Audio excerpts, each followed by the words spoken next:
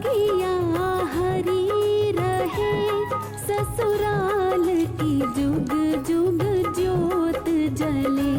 माँ ऐसा दो वरदान मुझे, मेरे ससुर का युग युग राज रहे। माँ ऐसा दो वरदान मुझे, मेरे माथे सुहाग की लाली रहे। मेरे माथे सुहाग की लाली रहे।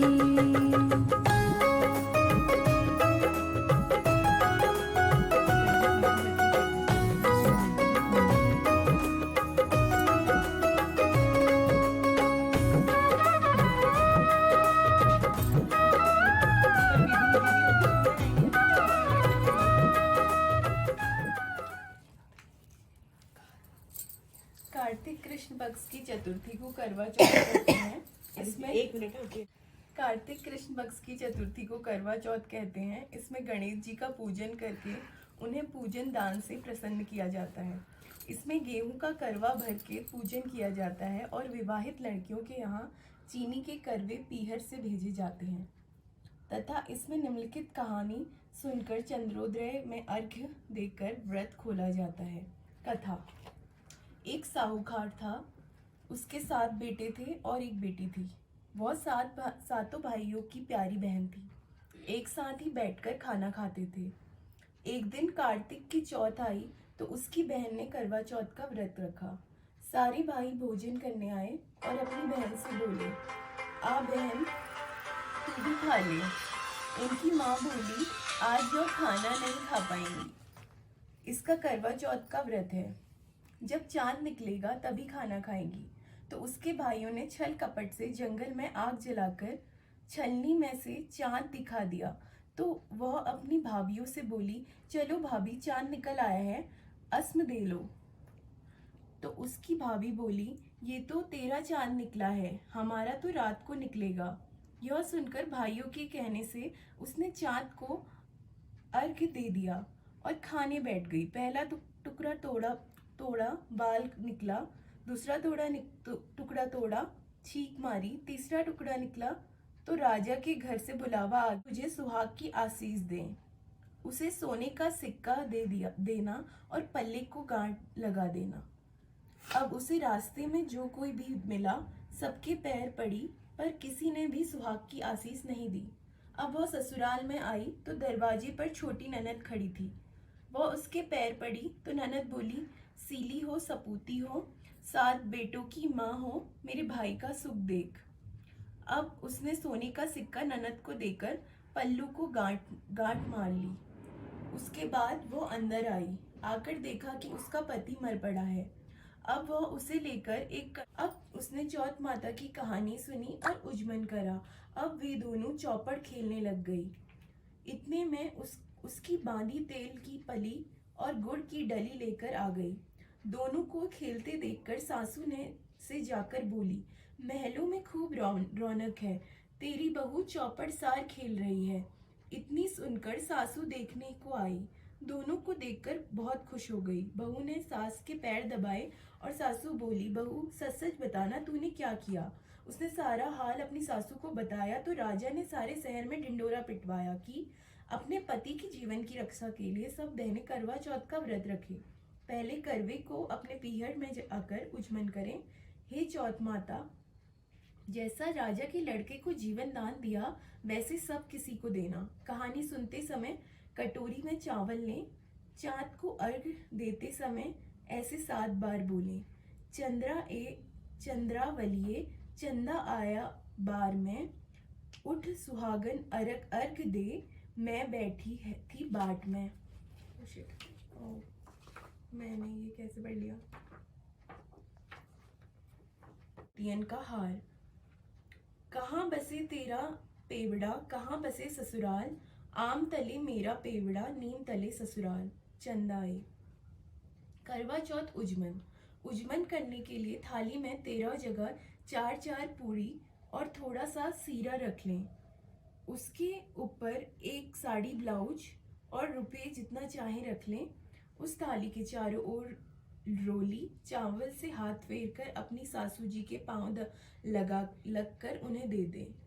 उसके बाद 13 ब्राह्मणों को भोजन करवाएं और दक्षिणा देकर तथा बिंदी लगाकर उन्हें विदा करें। गणेश जी की कहानी। एक बुढ़िया थी, उसका एक बेटा और बहू थी। वे बहुत गरीब थे। बुढ़िया माई हर रोज गणेश जी की पूजा करती थी। गणेश जी ने कहा, बुढ़िया माई, तूने तो मुझे ठग लिया, सब कुछ मांग लिया, अब जैसा बोला है वैसा ही जाएगा। और गणेश जी अंतर्ध्यान हो गए। अब बुढ़िया माई के यहाँ सब कुछ वैसा ही हो गया। हे गणेश जी महाराज, जैसा बुढ़िया माई को दिया वैसा सबको दान देना। गणेश जी की कहानी। एक दिन गणेश जी महाराज चुटकी में चावल और चम्मच में दूध लेकर घूम रहे थे कि कोई मेरी खीर बना दो। सबने थोड़ा सा सामान देखकर मना कर दिया तो एक बुढ़िया बोली, माता की जय। गाने सुना दो। बाबू वो था वो गाना एक ले करवा दे करवा ले वाला, वो उसको लगा तो याद तो है नहीं। मामी के पास नहीं आएगा, मामी ने पहले दिया।